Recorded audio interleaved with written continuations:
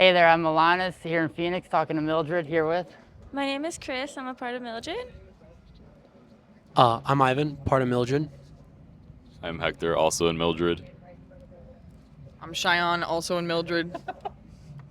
Yeah, so you guys are here tonight as part of your upcoming tour with Tack Turn. How you guys feeling about it?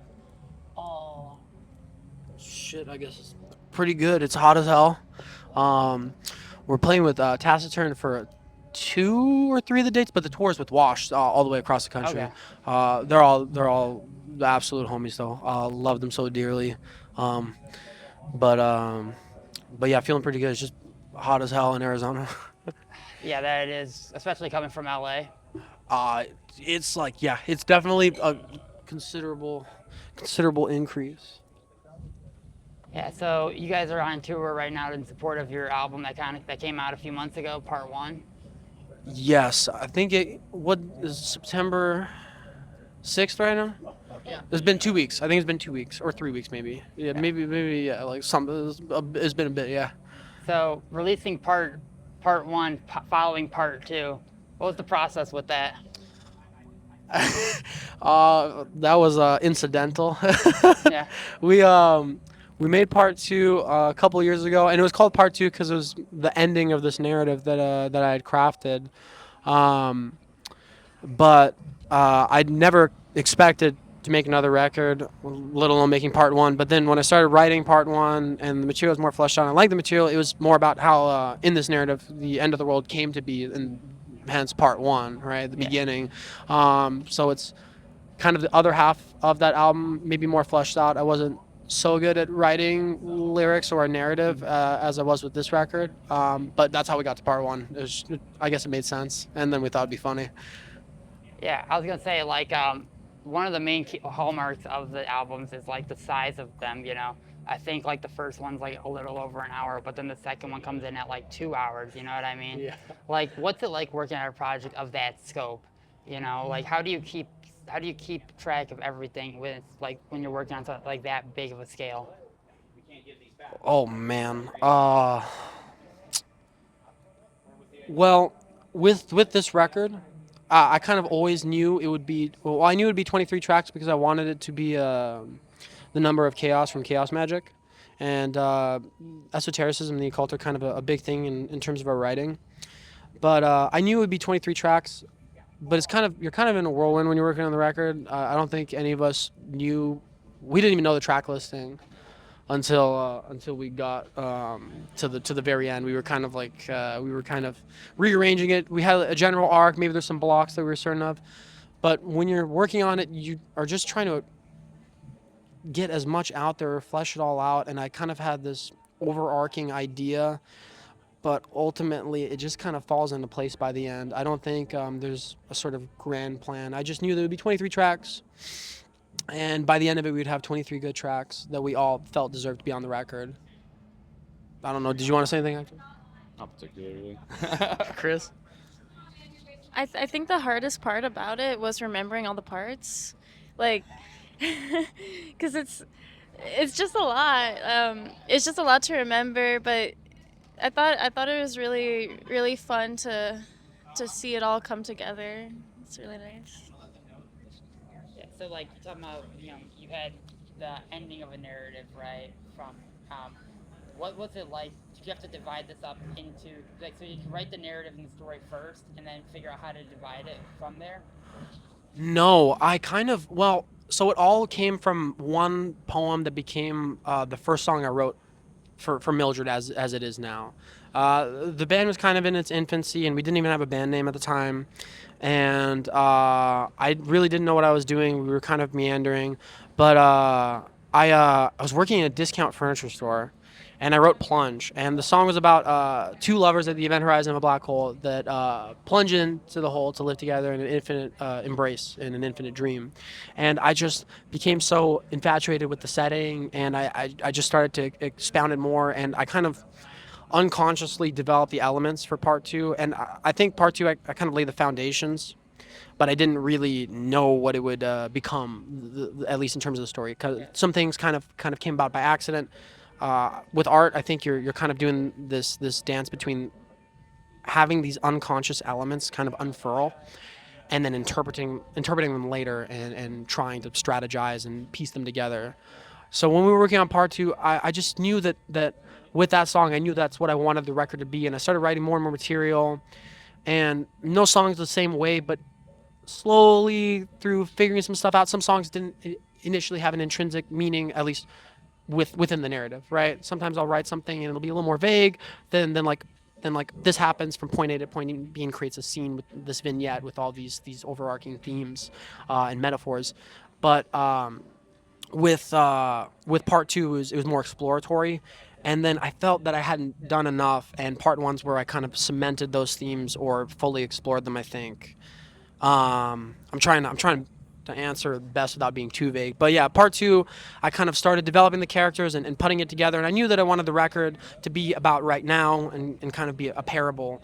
And then with part one, I think I wanted it to be more fleshed out and also kind of a warning of how we get to the current world, and in some hope of exercising it or reconciling it in some way. Yeah, and a lot of those like reoccurring themes tend to like obviously they continue and continue and persist throughout the story. If you were to try and summarize what are the three most like overarching sort of moods that you wanted to try and portray in this album, what would you say they are? Three moods. I wanted grief to be a big one. I wanted grief. I wanted some element of exploring nihilism, but not nihilism, not as an answer, but as a problem to encounter. So, and I guess I wanted a bittersweet sort of optimism in the record. I wanted to engage with more absurdist themes, but I guess, yeah, grief was a big one, and I wanted rage to be another one, but not rage in a sort of retribution sort of sense. I wanted rage as becoming a victim to your own rage, and I wanted to explore that, how it can drive you to destroy yourself. And I would say rage, grief, anguish. I think is the biggest thing. I think with our generation, I think that's the reason behind the prevalence of screamo right now is because it's not really angry, it's not really sad, it's anguish is what I always say. And I think that's why people really love scrams right now, is because it's that outlet for our generation to express that exact feeling, anguish, being robbed of a future. And I think that was the themes on both records is how I felt, at least for our generation. And you mentioned like the prevalence of scrams in there. What kind of led you to pursue the genre that you're going into right now, right? Because a lot of this picks up on elements of like drone, ambient, a lot of post rock in here influence. Bands like Planning for Burial, I hear a lot of, and Swans in like the music. Was that type of genre influential in the writing of this album? Oh man, I don't know, because I feel like we don't really think about genre when we write a song.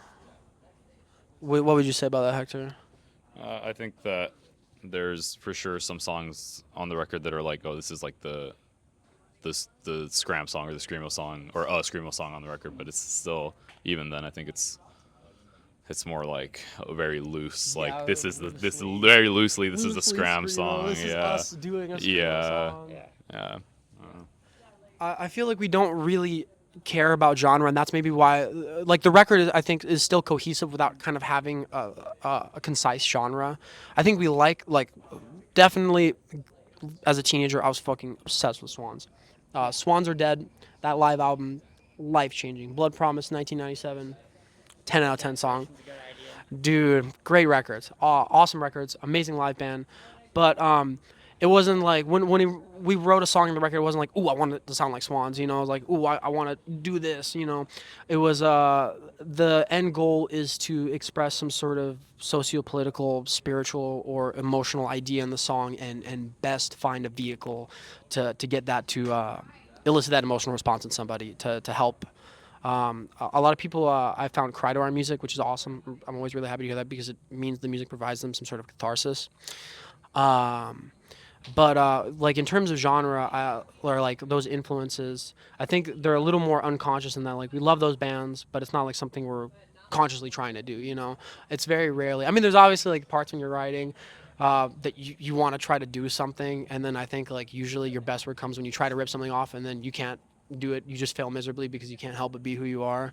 But I don't think we kind of consciously try to do anything. I think those are just from our palettes or from us as musicians and just reflections of what we like, especially musically. Nice. So you mentioned there that you like after part two, you didn't think you'd make anything else following that. What does the future of Mildred look like from here? Scary. Part 3. Part three. We keep calling it part three. Part three has to get part two 1 hour, part Yeah. two 2 hours, Yeah. part three 4. No, I don't know if we'll do that. I mean, I want to see how much music we can complete. I don't want us to rush. I think a big thing with this record is that it was a culmination of years, even before part two. Some skeletons of songs were there that didn't make it to the record, and there was some narrative ideas and moments that I wanted to flesh out that I didn't quite get to on part two, or I wasn't prepared enough or experienced enough as a musician. But the thing about this record is because we gave it so much time and love, and also I think when you're making art, you're usually the unconscious elements is you regurgitating your experiences, and because of the things we had on this record, I think it's because of everything we experienced the past few years, especially them being very turbulent years, to say the least. Yeah, jinx. But I want the next record for us to take some time. I definitely want to be more collaborative. I want everybody in the band to bring stuff. The black hole narrative is done. I think we're good on that, and I think we've said everything we can say with that. And I know what I want the next record to be, and kind of like the loose idea. But the idea currently is for us to make a record about Los Angeles or taking place in Los Angeles, modern day, and have it be a sort of microcosm study of how Los Angeles is this. I already used the word microcosm. I can't use it again, but that microcosm that you can use to examine what's wrong with the entire world. How Los Angeles is this sort of myth in and of itself that highlights all these exaggerated tendencies around the world that are destroying the world. And I know I have my plot elements and my stuff kind of outlined right now, but the idea is that everybody in the band will come up with some stuff and we'll make our own kind of hodgepodge record. What I really liked about the last record is how collaborative it was. I feel like everybody got their time to shine and it became a better sum of its parts. And the next record, I still want to do that. I loved having all the guests on the record. That's something I kind of want us to do forever. But loosely, the next record's going to be about Los Angeles and about how Los Angeles represents everything that's wrong with the world. And that's my ideas for it. I don't know if anyone else wants to talk about that yet. Just from hearing Ivan talk about it at home, and putting some something that we tend to do is that as I drive, he will just kind of present to me a poem he's writing and something that he's like looking to put onto the next record, and it kind of helps me formulate like an idea of like what this world is in relation to like what I should write. And it's really nice to like have a little bit of that like just like kind of ingrained in my head, like just to have some sort of idea of what there is to come for the next album. And I'm very excited to write some stuff for it. Awesome. Well, to kind of wrap things up, for each of you, which is the Mildred song you're most proud of at this moment? You first. I'm gonna torture you.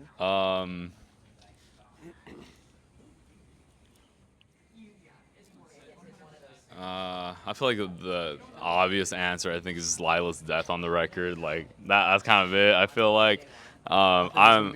Yeah, I think that's like an objective take. I feel like. To be fair, that was also the song that made me like that really sucked me into the band was Lila's death. Yeah, I feel like that was.